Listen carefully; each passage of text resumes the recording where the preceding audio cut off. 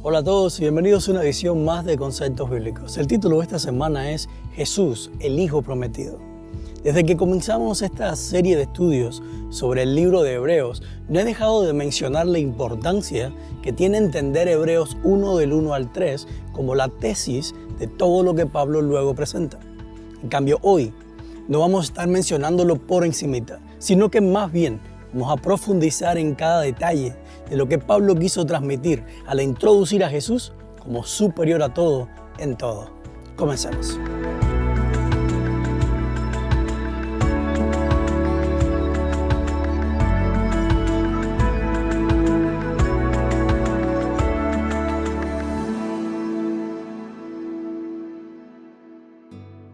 Pablo comienza diciendo en Hebreos 1:1, Dios, que muchas veces y de varias maneras habló a nuestros antepasados en otras épocas por medio de los profetas. Y la pregunta es, ¿qué fue lo que Dios tuvo que hablar, decir o comunicar tantas veces y de varias maneras a nuestros antepasados por medio de los profetas? Ahora, es aquí donde tener un entendimiento claro de qué fue lo que pasó en el universo que nos trajo hasta la realidad donde estamos hoy, de un mundo de pecado, es tan importante. Cuando nosotros entendemos el gran conflicto como una desobediencia o como la transgresión de una ley de Dios, entonces toda nuestra perspectiva del plan de salvación y todo lo que Dios hace para solucionar el problema se traduce o se reduce a un asunto legal. Y esto es lo que se conoce como legalismo. Legalismo no es más que la tendencia o la actitud de anteponer a todo la aplicación estricta de la ley, o pudiéramos decir que legalista es todo aquel que interpreta el mensaje de las Escrituras y a Dios por medio de un sistema legal o por medio de la ley. Ahora, el gran problema con esto es que legalmente no hay manera de reconciliar o restablecer una relación íntima, sino solamente satisfacer las demandas de una ley. En otras palabras, legalmente se puede hacer que un padre recupere la custodia de su hijo, pero una solución legal nunca podrá hacer que haya una relación íntima entre ese padre y su hijo. En cambio, hay una segunda manera de entender lo que pasó en el universo y el por qué vivimos en un mundo de pecado. Y eso que pasó fue que hubo un quiebre de la confianza en la familia de Dios. Lucifer, en su rol de hermano mayor, mintió a toda la familia de Dios sobre el carácter de nuestro Padre, haciéndolo parecer como un tirano implacable y como un juez severo y autoritario. Ahora, muchos creímos en esa mentira, incluyendo una tercera parte de los ángeles del cielo y toda la humanidad. Y el resultado del engaño fue dejar de confiar en que nuestro Padre realmente nos ama.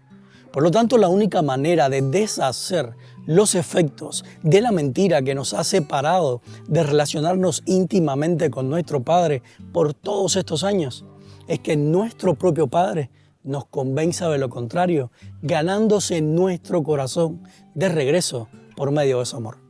Y fue precisamente eso lo que Dios trató de comunicarle a nuestros antepasados muchísimas veces y de innumerables maneras por medio de los profetas. Pero lamentablemente, ni los mismos profetas pudieron entender cabalmente por el hecho de que ellos también fueron engañados por la misma mentira sobre el carácter de Dios. Son muchas las ocasiones que podemos encontrar en el Antiguo Testamento en las que Dios trataba de hablar a los hombres de relaciones y de intimidad. Pero nosotros o nuestros antepasados solo entendían leyes y sistemas de ritos y ceremonias que los llevaran a cambiar su estatus legal delante de un Dios que demandaba por encima de todo un pago por el quebrantamiento de su ley. Dios no es un padre que busca ganar legalmente la custodia de sus hijos, porque eso no resolvería para nada el temor que naturalmente tenemos de acercarnos a Él, debido a la imagen distorsionada que tenemos de su carácter. En cambio, Dios es un Padre que prefiere esperar pacientemente mientras crea oportunidades para mostrarnos su constante bondad, amor y misericordia hacia nosotros, para que el día en que seamos mayores de edad, cada uno pueda elegir voluntariamente regresar a los brazos de papá. Y yo te pregunto, ¿qué es para ti la muerte de Cristo?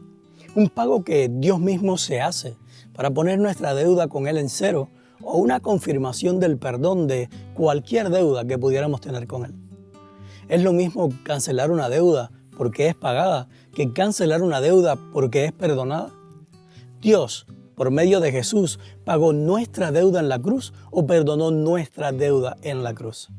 Dios castigó nuestros pecados en Cristo o Dios perdonó nuestros pecados en Cristo. Lee Lucas 7, del 41 al 42. ¿Quién es el acreedor y quiénes son los deudores de la parábola? Jesús enseña que el acreedor se pagó a sí mismo la deuda para cancelarla o que el acreedor perdonó, canceló, borró, anuló por completo la deuda sin la necesidad de un pago. Lee 2 Corintios 5, 19. Dios nos reconcilia consigo pagándose a sí mismo el castigo por nuestros pecados o no tomando en cuenta nuestros pecados. Lee Colosenses 2, de 13 al 14. Dios anula nuestra deuda haciendo que Cristo pague por nuestros pecados o perdonando nuestros pecados en Cristo. Si una deuda es perdonada, ¿hay necesidad de pagarla? Después que Pablo recuerda a sus lectores por medio de quienes Dios había hablado en el pasado, ahora les dice, en estos días finales nos ha hablado por medio de su Hijo. Verso 2. Como ya he dicho en lecciones anteriores, Pablo estaba contrastando la revelación de Dios por medio de los profetas con la revelación del carácter de Dios por medio del Hijo. E inmediatamente da una serie de argumentos de por qué la revelación de Jesús es superior, siendo el calificativo de Hijo el primero de todos ellos. Ahora, es necesario aclarar algo.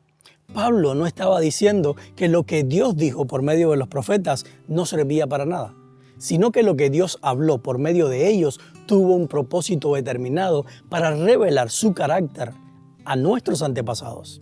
En cambio, para nosotros, que vivimos ahora en los tiempos finales, Dios ha decidido cumplir ese propósito de revelarnos su carácter por medio de su Hijo.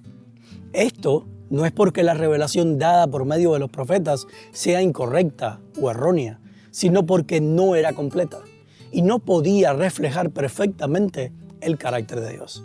Jesús dijo en el Sermón del Monte, no piensen que he venido a anular la ley o los profetas. No he venido a anularlos, sino a darles cumplimiento. Mateo 5:17.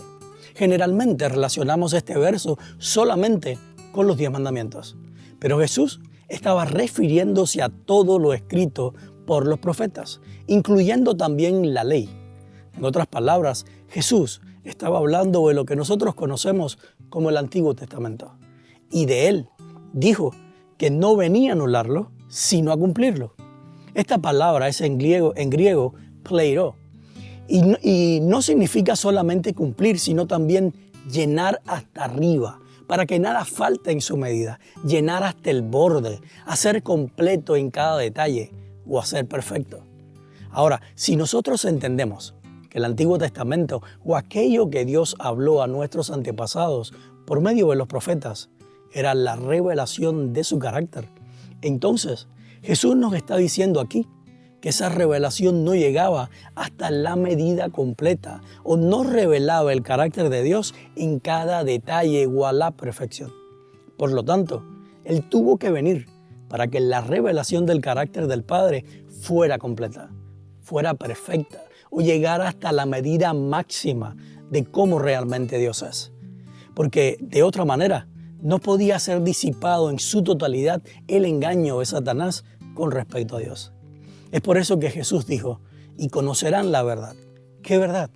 La que Él vino a revelar, porque Él es la verdad sobre el carácter de Dios. Y una vez que lo conocemos a Él y escuchamos solo su voz o su revelación del Padre, Él nos hace libre. Juan 8:32. Libres de temer a estar en la presencia de Dios, libres de la imagen de un Dios que está enojado con nosotros porque desobedecimos sus leyes, libres de creer que nuestros pecados nos separan de su amor y de su gracia, libres de la imagen de un Dios que está esperando con ansias que llegue el día en que nos pedirá cuentas por los carbohidratos, azúcares y grasas saturadas que introdujimos en nuestro cuerpo siendo templo de su Espíritu. Finalmente, hacernos libres de un Dios que demanda que vivamos para agradarlo o para ganarnos su gracia por medio de lo que hacemos, vemos y escuchamos, al mostrarnos que la gracia de Dios no está condicionada a nosotros, sino solamente a Él y a su amor infinito por su creación. Y yo te pregunto, lee 2 de Pedro 1:19. ¿Con qué compara Pedro la palabra de los profetas o la revelación de los profetas sobre el carácter de Dios? ¿Con la luz del sol o con la luz de una antorcha?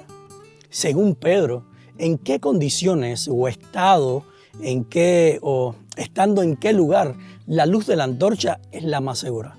Ahora analiza el texto con cuidado y busca hasta cuándo la luz de la antorcha es lo más seguro que podemos tener. ¿Haría sentido que alguien se quede en un lugar oscuro o dentro de una cueva alumbrándose con una antorcha mientras el sol resplandece afuera? ¿Haría sentido caminar con una antorcha encendida para alumbrar nuestro camino cuando el sol brilla con toda su intensidad? ¿Quién es el verdadero lucero de la mañana o el sol de justicia? Lee Apocalipsis 22:16 y Malaquías 4:2. ¿Qué irradia más luz, una antorcha o el sol? ¿Acaso Pedro no está diciendo lo mismo que Pablo en Hebreos 1:1-3? ¿De dónde sacaron Pablo y los apóstoles esta idea? Lee Mateo 17:5. ¿A quién les dijo Dios que escucharan?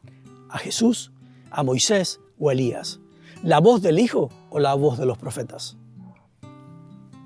Como dije anteriormente, el primer argumento que Pablo da para escuchar la voz de Jesús por encima de cualquier otra, incluyendo la de los profetas, es precisamente que Jesús es el Hijo unigénito de Dios. Dios se encarga de dejar bien claro en las Escrituras que Jesús no es un hijo más, sino el unigénito. Y me gusta mucho la manera en que Juan explica por qué Jesús es el unigénito Hijo del Padre. En Juan 1:18, Él dice que a Dios nadie lo ha visto nunca y que solo el Hijo unigénito nos lo ha dado a conocer.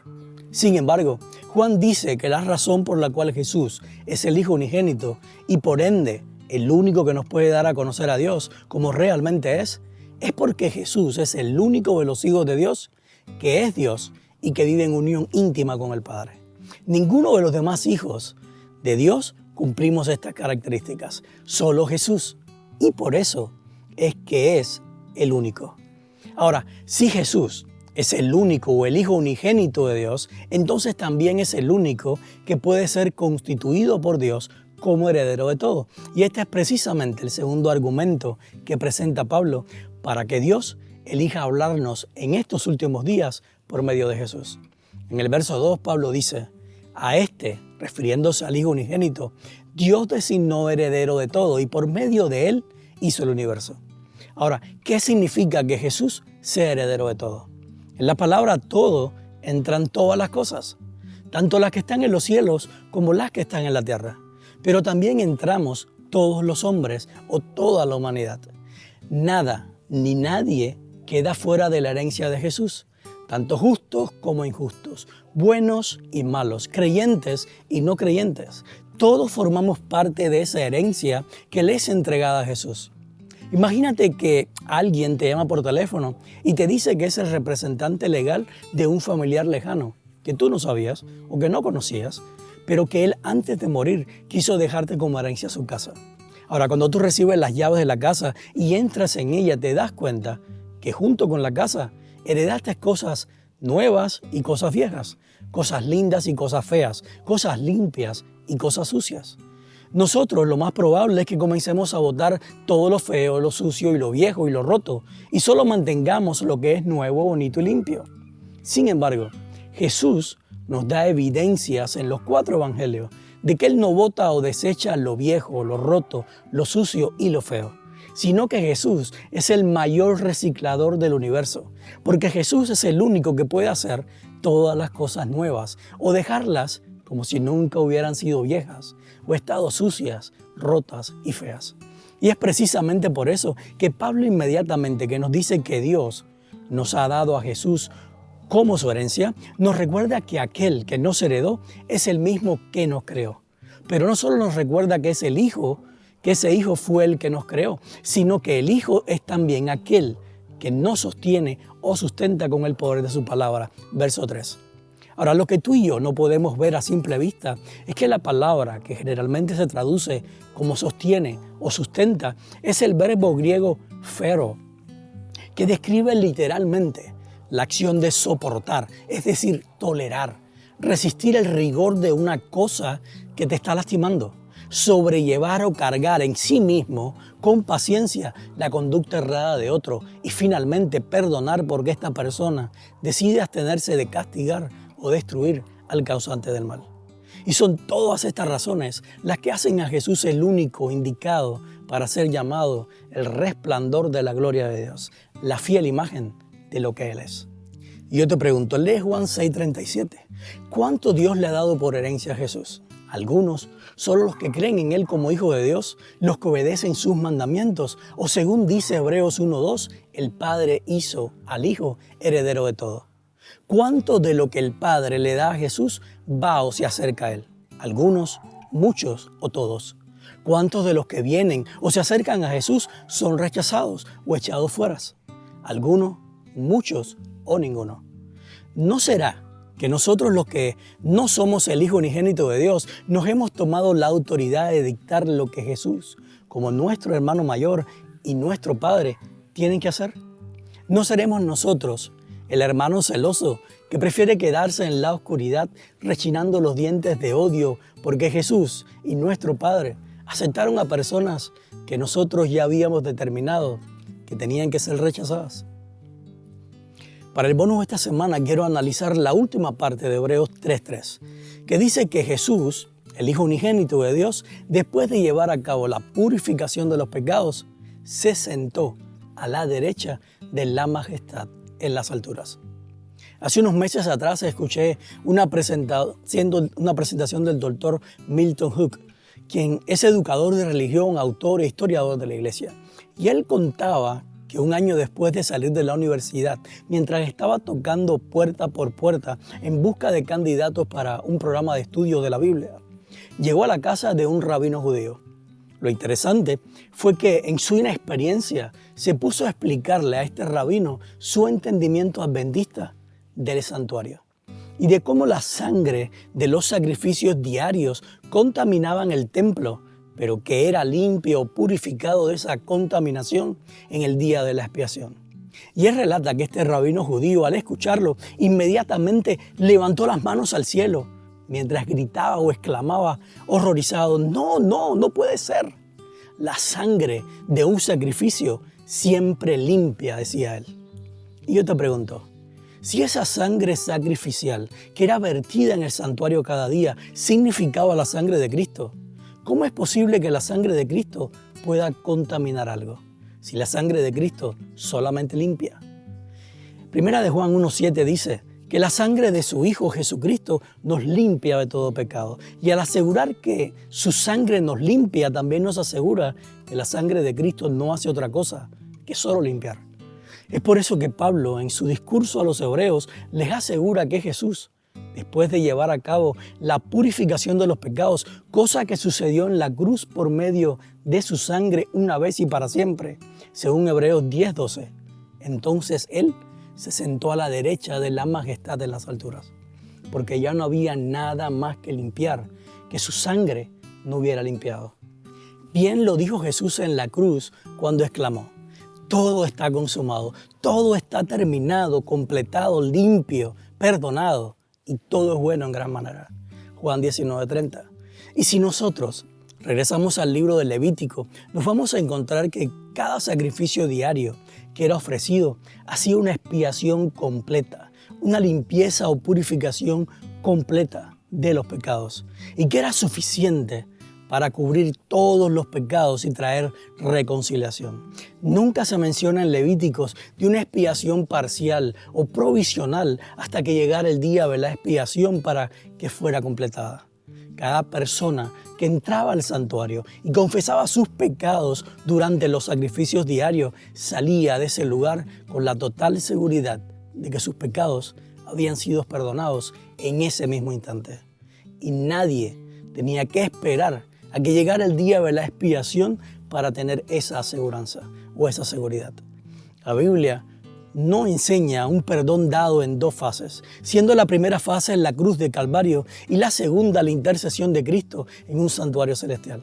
En cambio, la Biblia sí enseña que cada pecador que pide perdón, inmediatamente el perdón es dado sin que esté condicionado a su comportamiento futuro o a que Cristo termine algo en el cielo.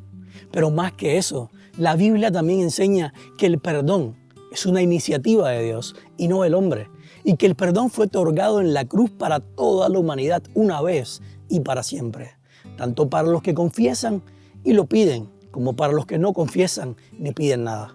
Cuando Jesús dijo en la cruz, Padre, perdónalos porque no saben lo que hacen, el perdón fue entregado sin que sus verdugos confesaran algo ni pidieran ser perdonados. ¿Sabes por qué?